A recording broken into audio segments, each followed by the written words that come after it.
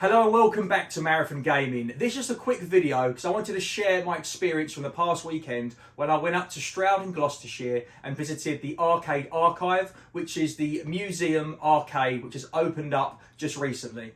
In case you've been living under a rock and you aren't familiar with the Arcade Archive, I'm going to put all the links in the description below. I'm going to put links to the website where you can buy tickets to visit the Arcade Archive. I'm going to put the address in there. I'm going to put a link directly to Alex's YouTube channel, which is called Arcade Archive, and also to his Twitter and other different places, so you know exactly where to find him. I'm also going to put the address in there, and I'll share the postcode with you guys now, and I'll put some maps up on the screen so you can see exactly where it is. It's Stroud in Gloucestershire. The postcode is GL68NS, which is November Sierra, and it is just south of Chilford, and it's a beautiful little village. As I was driving down, it was a lovely journey. For myself, I travelled from Essex. It was a good 2 hours and 40-minute journey.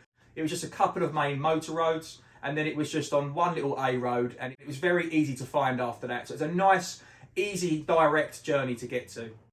I will definitely be visiting back. The fact that I had to travel, over 2.5 hours hasn't put me off at all. It was completely worth it. So if you are local, make sure you head straight down there and make sure you go online and book those tickets. And if you do live just 1, 2 hours or even 3 hours away, make sure you plan your visit in, because it is absolutely worth the journey. And it is, like I say, it was quite a pleasant journey travelling down to the cave. Now, if you do want to visit the Arcade Archive, there's two things that you need to be certain to do. One is make sure you book a ticket. The tickets are priced at £12.50 for adults, or children under the age of 16 is priced by £10, but there might be a certain age you've got to be accompanied by an adult because it is a gaming museum. Obviously, you can play these machines, but they're very old, so there may be a few certain rules that you need to check out first. Above the arcade, there is another computing museum, and I believe that's labelled as the Cave, and some people sometimes get confused on what they're actually getting a ticket for. So they might book for the Cave thinking they've booked a ticket for Arcade Archive, but that's actually a misunderstanding. So there are two types of tickets, so please make sure if you do want to visit the Arcade Archive Gaming Museum and play on those fantastic original hardware cabinets, then make sure you get the correct ticket, which is the Arcade Archive. At the moment, they have 2 sessions on. It's 2 till 5 PM, which is what me and my friend Rob did. And you've also got an evening session of 6 until 9 PM. And the reason why they have this ticket system is so it doesn't get fully overcrowded and just overbooked and overrun when you won't get to play everything you want to play, especially like myself, you travelled a little way down.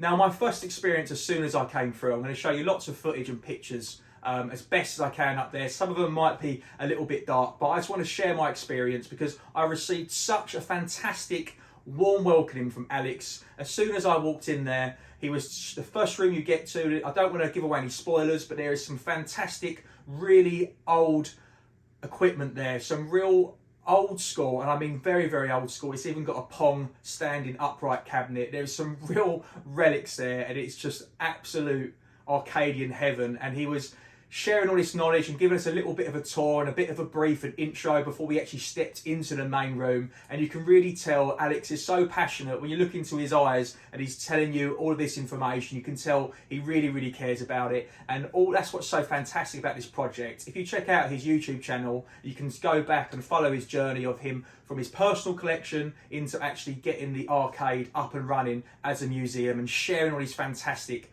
arcade machines with us. And I had such a fantastic day, and it was really, really enjoyable. And Alex is such a friendly, absolute top guy. It was so lovely to meet him, and I can't wait to get back, and I just couldn't recommend it anymore, which is why I wanted to make this video. Just want to make sure that everyone who is within a 2-3 hour journey, please make sure you head down there and show your support, because what Alex has done is fantastic. He's restored all these fantastic cabinets and he's letting us all play them, and that's what's absolutely fantastic about it. He's sharing his knowledge with you. He wants everyone to see the full history of computing, and that's what happens when you enter the arcade. He explains over the generations and how things have changed, and when you actually go into that second room, there is some real classics. There was some fantastic games in there, and I'm sure he might change some of them with the jammer cabs. He may change over some of the PCB boards on there, and he's got some other stock which he might change over. There was a couple of absolute big favourites for me. One is Track and Field. I'm more of a Hypersports fan, but I had great fun on that. And the other one is Frogger. You can't see, but to the left off camera, I've actually got my right, your left, I've actually got my own Sega Frogger cabinet. So I did set a high score there, which is up on the board. So if any of you guys go down there, you can try and beat my high score and I'll rush straight back to beat it. But it is beatable because I've actually got a high score set on this cabinet here. So it is doable, but there were some fantastic games. I mean, I've wanted to play Sheriff on original hardware with that little twisty knob. I've never played that before. I've only ever played that emulated in the arcade machine.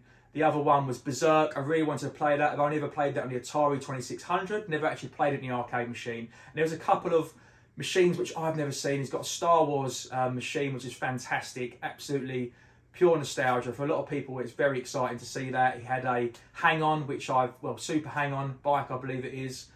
There's some fantastic stuff. As soon as you walk in, you've got Operation Wolf fully working, even with a gun doing that jolting and jamming and shooting and firing. It's absolutely awesome. I played Silkworm, which I know is quite popular, but I've actually never seen or played that. And there was a few other games like Rescue, had great time with that. There was some real one-of-a-kind arcade cabinets in there. It's got a beautiful, the artwork, everything's restored, and it's all just been really well looked after, and it's all displayed so nicely with little plaques above each machine, teaching you a little bit about it. You've got things all through the generations through there. There is some real classic games. You've got Centipede, you've got Cuba, you've even got the one and only Sky Skipper, which I couldn't wait to play on the original hardware. I've played it emulated in the cabinet before, and I didn't know how to refuel. So once Alex showed me how to do that, then I was able to complete the first level and carry on with the game. So that was fantastic.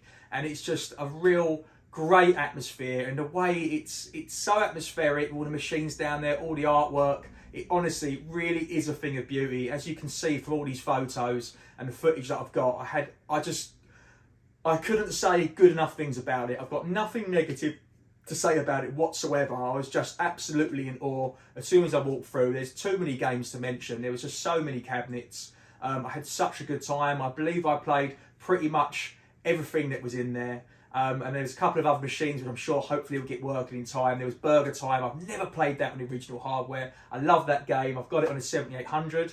No, I'm talking nonsense. I've got Food Fight on the 7800. Sorry, Burger Time. I've played the modern one on the Switch, and of course I play it emulator in the cabinet. But they've got an actual Burger Time arcade cabinet in there, so I'm hoping they get that fixed very soon as well. So really all this video is about, I just wanted to say thank you to Alex for giving us such a warm welcome and showing us around and sharing his education, his passion for these machines, and just letting us enjoy the project that he's built. It's so fantastic to see it, and I'm honestly so happy and proud for him, because what he's done there is so good. And that's why I want to put this video out. I just want people to have a little look, make their own minds up. If they want to visit, please make sure you check out the links in the description, and then get a date booked in, book your tickets and head down to see him, because I guarantee you have one awesome day. For Arcadian fans, it is just a real pleasure. There's some cabinets in there that you'll probably never seen, and you probably never will see again. So it's really something of the ages. And like I say, it is a museum. This is not like a normal, retro barcade where half the machines are working, half aren't, and not all the original hardware, or there's boards in different machines, or they're not quite working correctly, or the trigger's off, or something's off, or there's something wrong with it, or there's lots of faults. Everything is really well looked after, and they're trying to really do a fantastic job there of keeping these machines alive and playable. And the fact they let everyone play it really is awesome. So I'm not going to keep going on about it. I did say I'm going to keep this video short and sweet. So yeah, check out all those pictures as you can see on the screen, and all that lovely footage of the arcade. And make sure you head down to Stroud in Gloucestershire to the Arcade Archive. Go and see Alex, and you'll probably see me down there. If you do see me, give me a shout. We can beat me at your favourite arcade game. And if you do beat my Frogger high score, take this from me, I will be coming for you.